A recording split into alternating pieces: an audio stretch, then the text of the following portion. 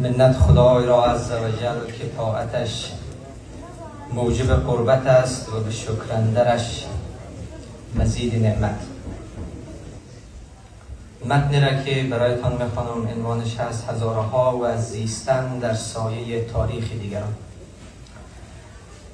در جهانی که هر ملتی با روایت خود به هستی معنا میدهد، بی روایت بودن یعنی محو شدن در داستانهای دیگران. جامعه‌ای که از خود روایتی ندارند چونان کودکی در میان گفتگوهای بزرگترهاست، شنونده خاموش، بازیچه آماده برای بهره کشی دیگران. مردمی که روایت ندارند مردمی که ندانند کیستند، از کجا آمده اند، برای چه جنگیده اند و چرا کشته شدند، محکومند تا تاریخشان را دیگران بنویسند، آن هم نه با جوهر حقیقت بلکه با مرکب جعل و تزویر. در دنیایی که روایت ابزار قدرت است، نبودن روایت یعنی نابودی، یعنی بی صدایی و هزاره قرن هاست که در این سکوت روایت ناشده زنده به گور شده است.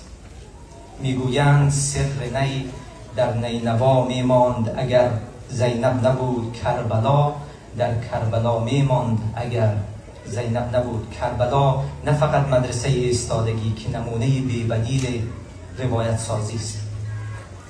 اگر حضرت زینب نبود، امام حسین هم فقط یک پیکر بی سر در دل تاریخ میماند. اما زینب با جمله ما رأیت الا جمیلا ثابت کرد که ایستادن در برابر ظلم خود بزرگترین زیبایی است و کربلا را از واقعی در بیابانی گمنام به نماد جاودانه نه گفتن به ظلم تبدیل ساخت. این جمله بیش از آن که توصیف باشد یک بیانیه سیاسی و اجتماعی بود. زیبایی در مقاومت است، در ایستادن نه در ذلت زیستن. این روایت است که از شکست پیروزی می سازد. امام حسین کشته شد اما روایت زینب او را ابدی کرد. او نشان داد که روایت می تواند مرگ را معنا دهد و شکست را به پیروزی بدل کند. او فهمید که در میدان تاریخ کسی پیروز است که روایت را از دل خاک و خون بیرون بکشد و آن را جاودانه کند. تاریخ هزاره دفتر قطور است از رنج و رشادت، آکنده از صفحه هایی که با خون نوشته شده است اما با غرور ورق خورده است. اگرچه هزارها در 1893 در یک جنگ نابرابر شکست خوردند، اما مگر هر افتادن به معنای پایان است؟ مگر هر به خاک افتادنی به معنای دفن شدن است؟ نه، ما هرگز با شکست پایان نیافتیم. ما فقط روایتمان را ننوشتیم، وگرنه تاریخ ما داستانی است از ایستادگی در دل آتش و آواز مقاومت در میان دود آتش. ملافظ محمد کاتب هزاره حکایت آن روزگار را چنین می‌نگارد: پس از شکست هزارها در کمسان و قتل عام آنان به دست افغانها، سرهای بریده شدهشان را به قندهار بردند، بر نیزه ها نشاندند، در خیابانها چرخاندند و بیرون دروازه اصلی شهر قندهار مناره‌ای از سرهای بزرگان هزاره را ساختند. و عجبا که این روایت چقدر آشناست، مگر نه آن که سرهای حسین و یارانش نیز در بازارها گردانده شدند. کاتب در جای دیگر روایت می کند که دختر و عروس محمد رحیم مهتر میر آدینه همراه دیگر دخترانی که در نزد کلونل فرهاد اسیر بودند شبانگاه با حلق‌آویز کردن خود به زندگیشان پایان دادند. و مگر نه آن است که حسین فریاد زد مرگ با عزت بهتر از زندگی در ذلت است.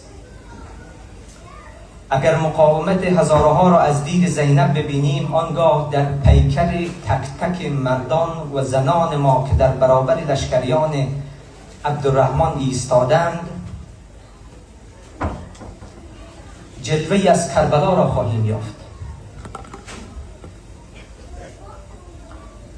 شاید ما اشتباه کردیم، شاید در جنگ علیه عبدالرحمن پراکنده بودیم، شاید خام اندیشیدیم، اما شجاعانه رزمیدیم. شجاعتمان در آن دوران بی‌نظیر بود، ایستادگیمان ستودنی و فداکاریمان شبیه افسانه ها.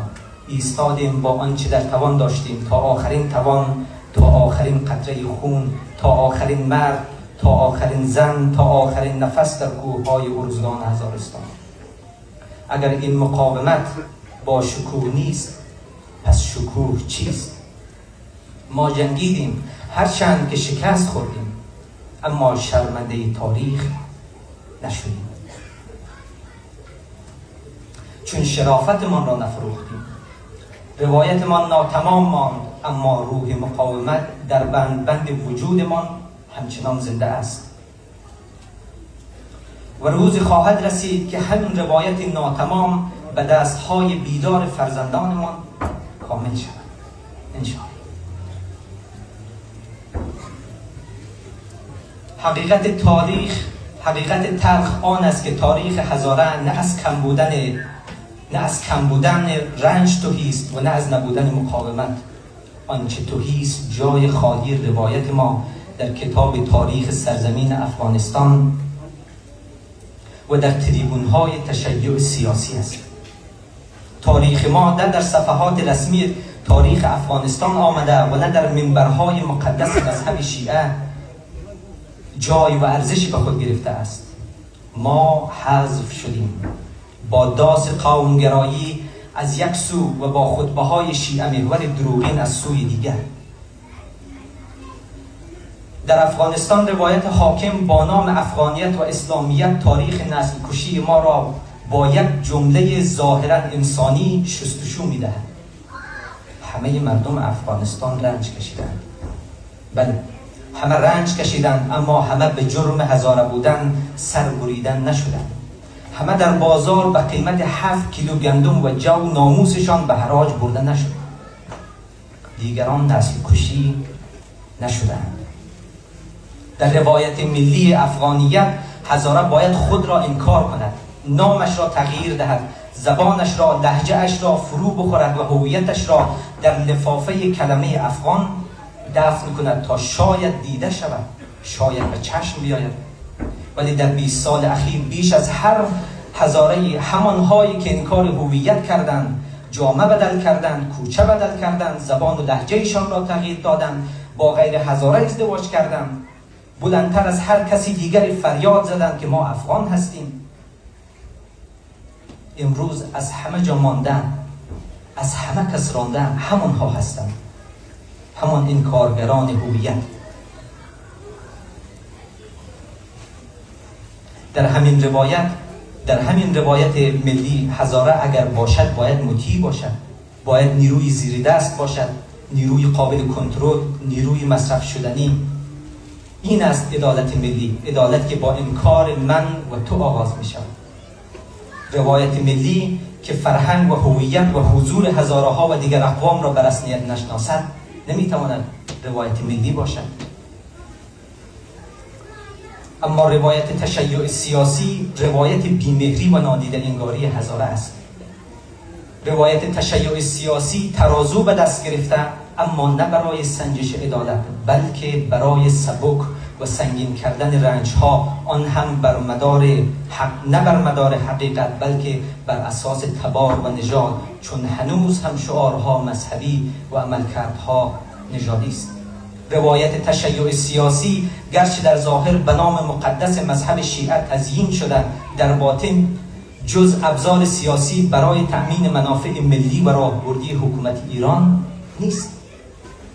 روایت تشیع سیاسی نه برای پاسداری از حقیقت مذهب بلکه برای تحکیم قدرت سیاسی و گسترش نفوذ ملی یک کشور شکل گرفته است. در ذیل روایت تشیع سیاسی اگر کودک در لبنان جان دهد شهید است. اما کودکان هزاره که در مدرسه سید الشهدا تکه تکه شدند فقط کشتند، نه شهید. غصب زمین فلسطین بسیار غم انگیزتر است از اشغال شدن سرزمین اجدادی هزاره ها در ارزگان و دیگر نقاط هزارستان. هزاره در کوچه و خیابان کشته شد، در کلاس درس، در سالن عروسی، در ورزشگاه، در راه مدرسه، در معدن زغال سنگ، در زایشگاه بیمارستان، هر جا که هزاره نفس کشید مرگ همراهش بود. ولی در تمام این سالهای تلخ و غمبار،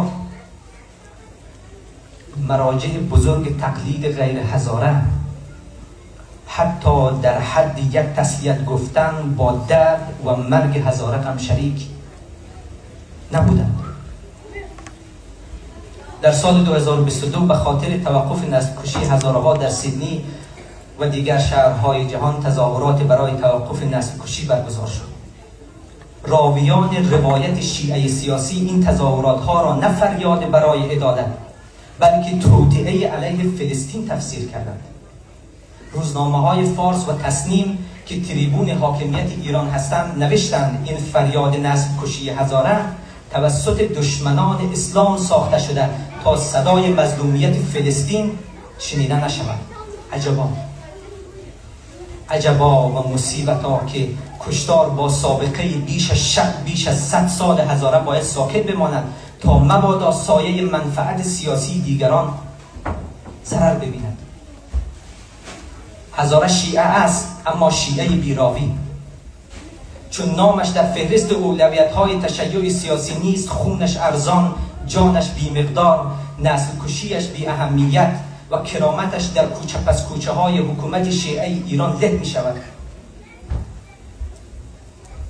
هزاره برای دفاع از حکومت شیعه در جنگ ایران و عراق بیش از 5000 شهید و زخمی داد. اما این خون دادن حرمت و اعتبار انسان هزاره را برمغان نیاورد. باز هم در ذیل همین روایت مذهبی فرزندان شیعیان افغانستان با نام مدافعان حرم با شعار مذهب در بازی سیاسی ایران مورد سوء استفاده قرار گرفتند و بیش از 8000 کشته و بالاتر از 10,000 زخمی دادند. اما چون پروژه مدافعان حرم تمام شد، تاریخ کرامت انسانی مدافع حرم هم به پایان رسید. در سایه همین روایت تشیع سیاسی حرمت هزاره شیعه لگدمال می شود، در حالی که از کشتار طالبان با نام جنبش اصیل منطقه حمایت صورت می گیرد. روایت تشیع سیاسی هزاره را با رنج خودش بیگانه می کند.